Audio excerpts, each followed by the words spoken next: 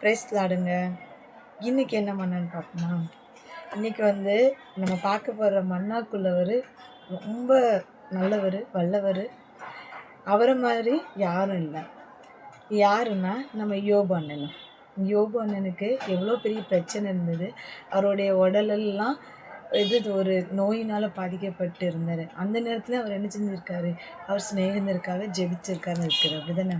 அவர் யாருக்காக ஜெபிச்சாரு, என்னெல்லாம் அதில் கிடச்சி நம்ம பார்ப்போம். யோபு 42:10.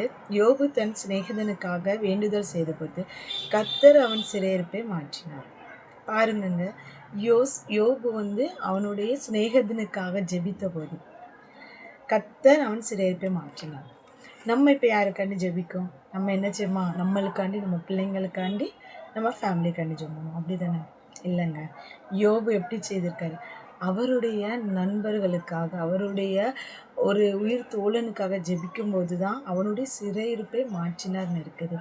ஒருவேளை இன்றைக்கும் உங்களுடைய வாழ்க்கையில் ஏதாவது ஒரு சிறையிருப்பு, ஏன்னா ஏதாவது ஒரு தேவை, ஏதாவது ஒரு விஷயத்தை வச்சு நீங்கள் ஜெபிக்கிறீங்கன்னா உங்களுக்குன்னு ஜெபிக்காதுங்க. நீங்கள் என்ன செய்யுங்க, அடுத்தவங்களுக்கு ஜெபிக்க உங்கள் சிறையிருப்பு என்ன செய்யும்? ஆட்டோமேட்டிக்காக உடைக்கப்படும்.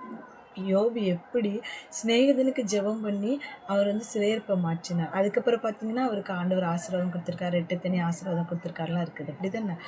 அதே போலங்க நம்மளும் அநேக நேரத்தில் என்ன செஞ்சோம், ஒரு சுயநலவாதியாய் மாறி நம்மளுக்காண்டி ஜெபிக்கும். அப்படி ஜெபிக்காமல் உங்களுக்காண்டியும் ஜெபிக்கணும். ஆனால் அதை காட்டிலும் பல மடங்கு நம்ம நினச்சோம் அடுத்தவங்களுக்காக ஜெபிக்க ஆண்டவர் நம்மளுக்குள்ளே இருக்க சிறையிருப்பை மாற்றி நம்மளுக்கு ஒரு ஆசீர்வாதத்தை தருவார். அதுதான் நீங்களும் இன்றைக்கி நீங்கள் செய்ய போகிறீங்க. இன்னிலேருந்து உங்கள் ஜெபத்தில் உங்களுக்காக ஜெபித்திருந்தீங்கன்னா அதை விட்டு அதை மாற்றி ஆண்டவர் நான் அடுத்தவங்களுக்காக ஜெபிக்க எனக்கு கிருபை தாங்கன்னு சொல்லி நீங்கள் ஜெபிக்க ஆரம்பிங்க. ஆண்டவர் உங்களை அதிகமாக ஆசீர்வாதத்தை மட்டும் இல்லை, உங்களுக்குள்ள எல்லா சிறையிருப்பிலும் விடுதலை தந்து உங்களை ஜெயம் பெற செய்வார். தேவன் உங்களை ஆசீர்வதிப்பாராக. ஆமென்.